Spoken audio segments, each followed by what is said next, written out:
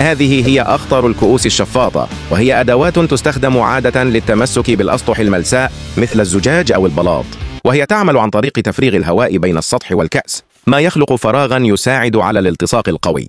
وقد أثبتت نتائجها فعاليتها الكبيرة، لكن هذا الرجل لم يصدق الفيديو أبدا، فقرر أن يطلب نفس الكؤوس الشفاطة تماما، وقام بفتح الصندوق بشكل جيد وأخرجها من العلبة. لكن الشيء الحقيقي موجود هنا، فهل ستنجح الكؤوس الشفاطة أم لا؟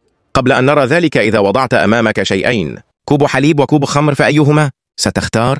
إذا كنت مثلي وتفضل الحليب، قم بالإعجاب بهذا الفيديو واشترك في القناة. هذا الشيء لن يفعله إلا من يفضل الحليب. انظر بهذه الطريقة، يمكنك الإعجاب والاشتراك، ثم اضغط على زر روميكس، وبالضغط على الشاشة الخضراء لمدة 2 سترى سحرا يحدث بهذا الشكل. وفي الأخير هذه هي النتيجة. نعم، نجحت الكؤوس الشفاطة. واو، هذا مذهل.